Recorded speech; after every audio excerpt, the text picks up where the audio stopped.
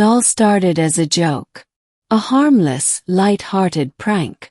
Last Saturday night, after one too many beers and a half-hearted attempt at online dating, I fired off a message into the void.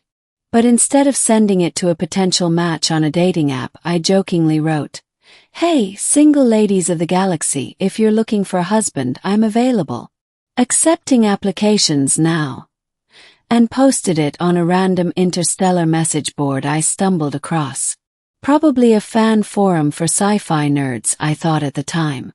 I had no idea the message was actually going out to deep space. Or that someone would answer. The arrival. The next morning I woke up to the usual regrets. Mild hangover, awkward texts to unsend, but nothing could prepare me for what happened later that evening. At exactly 7:45 p.m., my entire apartment shook as if struck by an earthquake. Lights flickered, the television shorted out, and then silence. And then came the knock. When I opened the door, I expected an angry neighbor complaining about the noise. Instead, a 7-foot-tall blue-skinned woman with 4 glowing eyes and metallic silver hair stood on my doorstep. She wore a sleek, iridescent bodysuit that shimmered in hues of violet and emerald. "Elliot Carter," she said in a voice that was both melodic and commanding. Yeah," I replied, unable to tear my gaze from her luminous skin. "I am Zelia of the Renari Dominion. I have come to claim you as my husband." Blinked, then blinked again. "Excuse me. You extended an invitation for marriage," she stated matter-of-factly. "I have accepted." The explanation. Somewhere between hyperventilating and questioning my life choices, I let Zelia into my apartment. As it turned out, she wasn't just some space traveler with an intergalactic crush. She was a high-ranking diplomat from the Renari Dominion, an empire spanning multiple galaxies. Her people took courtship and marriage very seriously. Apparently, my stupid post had been picked up by an alien communications relay and interpreted as a formal marriage proposal. Not just any proposal, an universal proposal. Which, in her culture, meant that it was a legally binding agreement if accepted.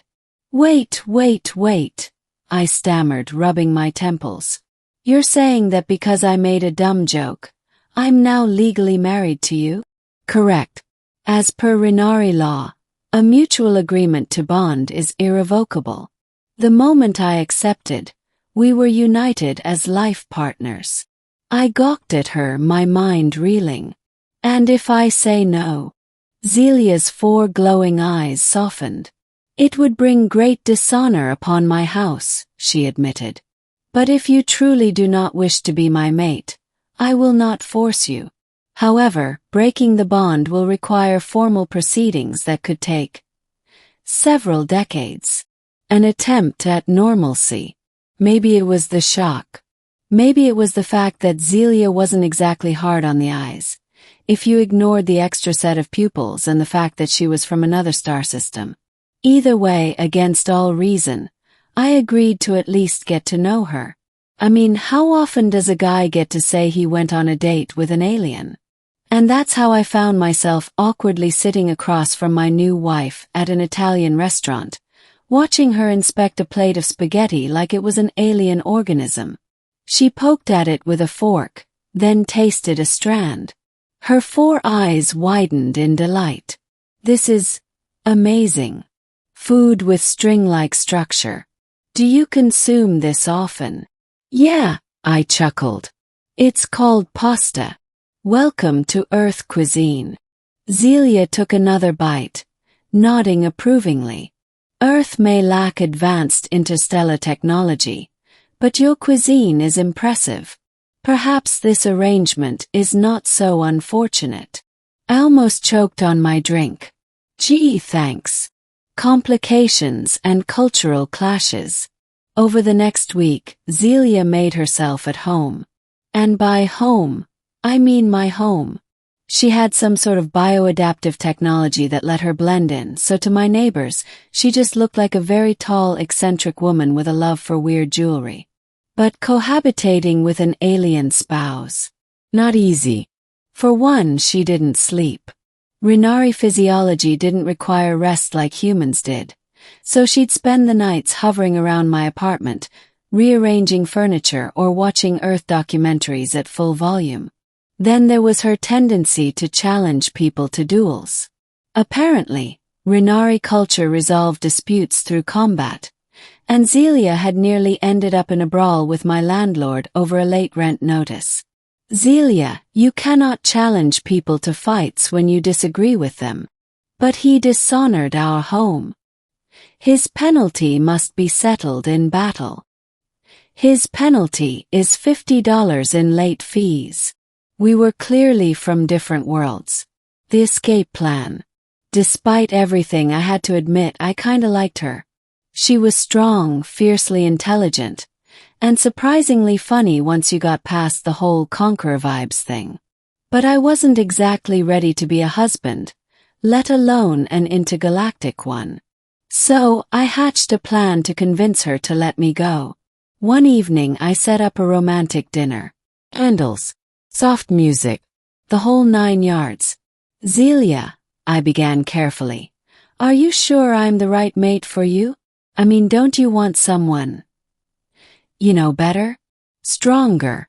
Maybe someone who knows how to fight. She tilted her head. I chose you because you intrigued me. You are different from the warriors of my world. Your spirit is uniquely endearing. Right, I nodded, pretending to sip my wine. But wouldn't you be happier with someone who actually understands your culture?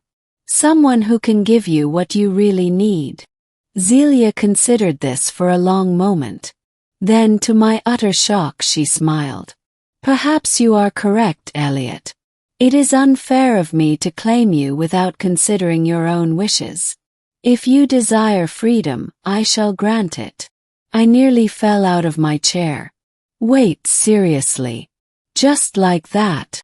I will speak to the Rhinari Council. The process will be difficult, but I will ensure our bond is dissolved. The goodbye. 3 days later, Zelia stood in the clearing of a remote field, preparing to leave. A sleek silver craft hovered nearby. I will return to my people, she said, but I will remember you, Elliot Carter. Few have made such an impact on me. Smiled. Well, if you ever come back to Earth, I'll treat you to more pasta. Her 4 eyes gleamed. A tempting offer. Perhaps I shall accept it one day. And just like that, she was gone, vanishing into the sky in a streak of light. I stared at the empty night, half wondering if I'd imagined the whole thing. Then my phone pinged. A message notification from an unfamiliar sender. Single ladies of the galaxy, huh? You're lucky I got to you first. Others may not be so understanding. Be careful what you wish for, Elliot Carter. I swallowed hard. No more intergalactic dating posts for me.